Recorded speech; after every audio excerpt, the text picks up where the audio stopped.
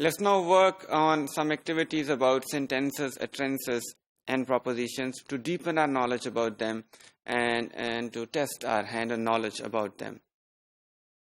I'll just practice few of these in front of you, and you'll do the rest on your own when you look at them on your screen. We'll start with an activity about utterance. Decide whether the following could represent utterances or not. Indicate your answer by circling yes or no. Let's read the first statement here. Hello. Do you think this is an utterance or not? To my knowledge, this seems to be an utterance because hello is a way of addressing, and in usually when we need to call somebody, we say hello, and this conveys a complete meaning of calling somebody. So we can encircle yes here. Not much. What do you think? I think this is also an utterance because this conveys a meaning of something. If somebody asks you something and in response, sometimes you might say, you like it? And you may say, not much. And this conveys the complete meaning of what was asked from you. We can also circle yes here. You can read the rest statements here and can find, do they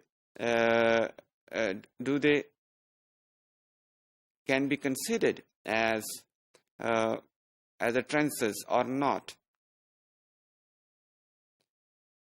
Utterances may consist of a single word or a single phrase or a single sentence. How many of you agree with this? I think this is what I defined in the previous module also.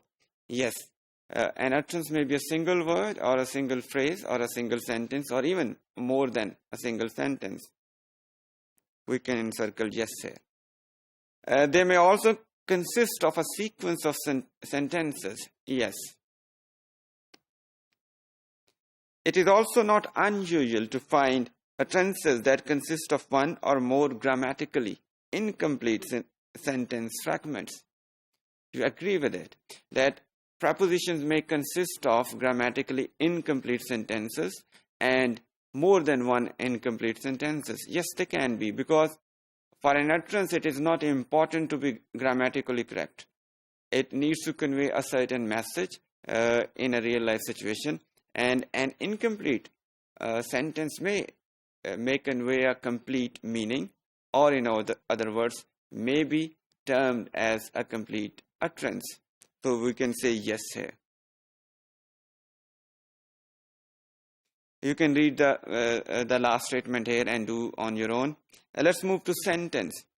Which of the following utterances are tokens of whole sentences?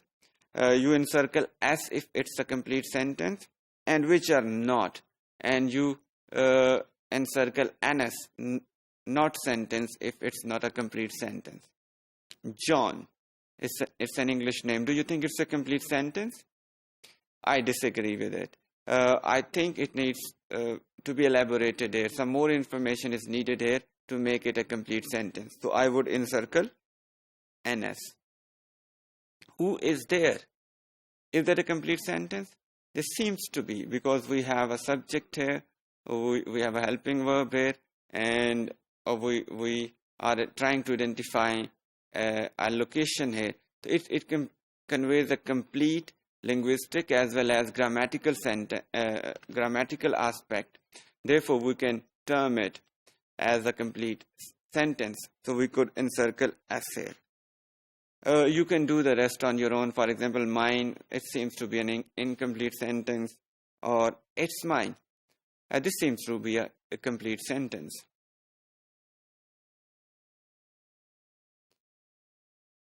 Where shall I? And there are certain dots that conveys that some information is missing, and we cannot call it a complete sentence. The next practice given below are some sample conversations. In each case, the second utterance is not a token of a sentence.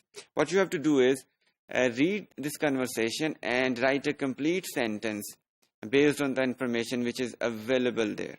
For example, Magnus said, "When did Goethe die?" Fred replied, "In 1832.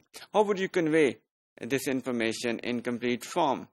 I would say Goethe died in 1832.